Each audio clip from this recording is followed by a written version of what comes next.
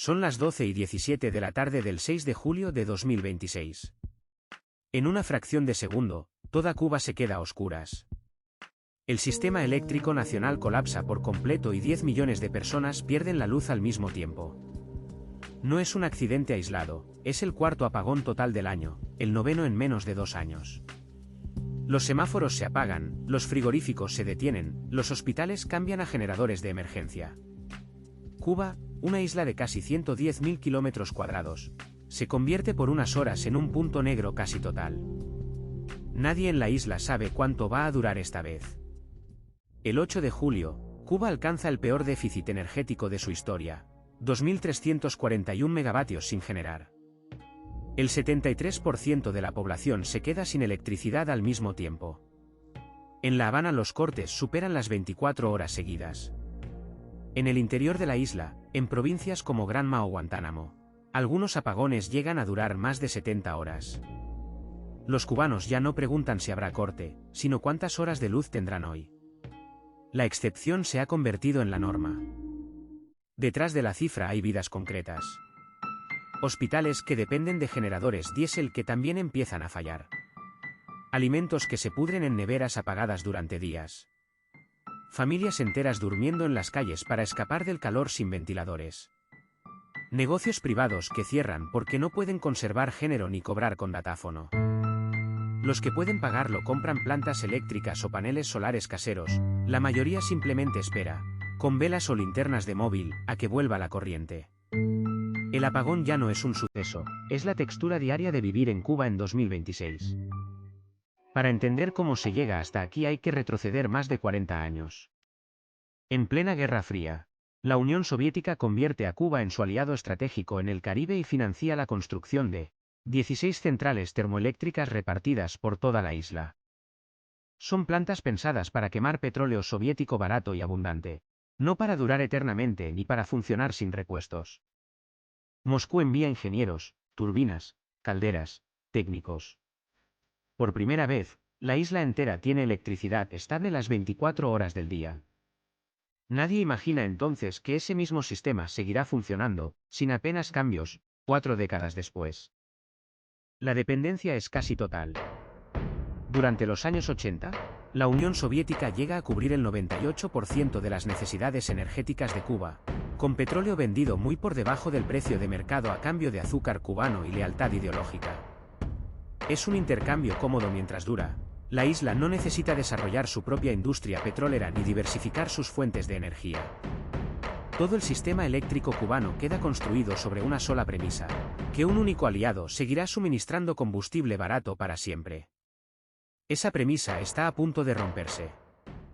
En 1991 la Unión Soviética se disuelve y con ella desaparece de golpe el petróleo subvencionado. Cuba entra en lo que el propio gobierno bautiza como el periodo especial, años de apagones de 12 horas diarias, transporte colapsado, hambre y una economía que se contrae de forma brutal.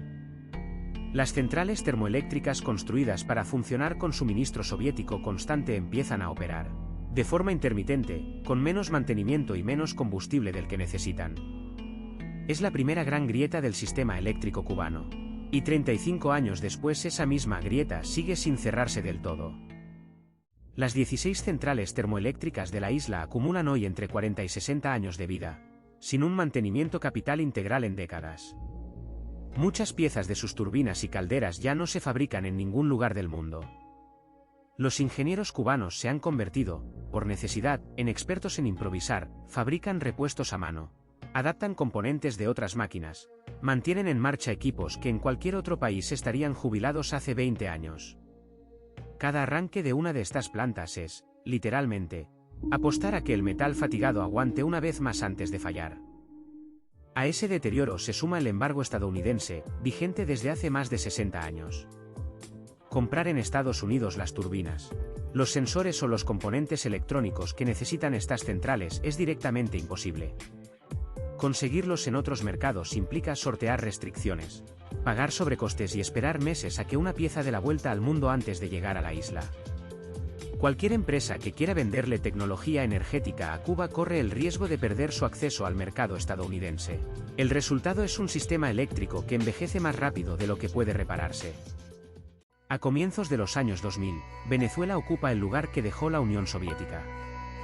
Hugo Chávez ofrece a Cuba petróleo subvencionado a cambio de médicos y asesores cubanos, un acuerdo que durante años alivia la presión sobre el sistema eléctrico. Pero el crudo venezolano es pesado, viscoso y está contaminado con azufre, muy distinto del combustible ligero para el que se diseñaron originalmente las calderas soviéticas. Quemarlo desgasta los equipos más rápido y genera más averías. Cuba consigue combustible, pero a costa de acelerar el deterioro de un sistema ya frágil de por sí. La propia Venezuela entra en su propia crisis económica y política durante la segunda mitad de la década de 2010, y el flujo de petróleo hacia Cuba se reduce drásticamente. Sin el colchón venezolano, los apagones que antes eran algo puntual empiezan a repetirse semana tras semana. Hacia 2024 y 2025, los cortes totales del sistema eléctrico nacional dejan de ser noticia excepcional para convertirse en un patrón que se repite varias veces al año. Cada apagón masivo deja tras de sí más equipos dañados y menos margen para el siguiente. En enero de 2026, el presidente de Estados Unidos, Donald Trump, amenaza con imponer aranceles a cualquier país que venda o transporte petróleo hacia Cuba. La medida busca cerrar las últimas rutas alternativas de combustible que la isla había conseguido abrir en los últimos años a través de terceros países. Navieras y proveedores, temerosos de perder acceso al mercado estadounidense, empiezan a rechazar cargamentos con destino cubano. Para un sistema eléctrico que ya funciona al límite de sus reservas, la amenaza no es solo diplomática, es otro golpe directo sobre el combustible que mantiene las plantas encendidas.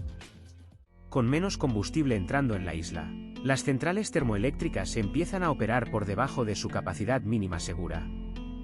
Varias plantas se detienen por falta de crudo, no por avería. Las reservas nacionales de petróleo, ya escasas, se consumen semana a semana sin que lleguen suficientes cargamentos para reponerlas. El gobierno cubano empieza a racionar la generación por zonas, apagando barrios enteros por turnos para intentar mantener con vida los servicios más críticos, hospitales, bombas de agua, algunas industrias. El sistema entero funciona ya al borde del colapso total. Ese colapso llega en julio de 2026. El sistema eléctrico nacional se desconecta por completo 4 veces en menos de 12 meses, 2 de ellas en la misma semana. El déficit del 8 de julio, 2.341 megavatios, es el mayor jamás registrado en la historia de la red cubana. No es una avería puntual en una central, es el fallo simultáneo de un sistema entero que ya no tiene margen de reserva ni piezas de repuesto para absorber un tropiezo. 40 años de historia energética confluyen en esas pocas horas de oscuridad total. Frente al desastre, Cuba busca una salida que no dependa de ningún combustible importado.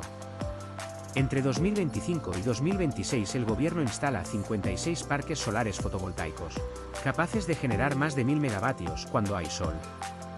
Es un 10% de toda la electricidad del país, con la meta declarada de llegar al 15% antes de que termine el año. Es un avance real, la primera apuesta seria por diversificar la matriz energética en décadas.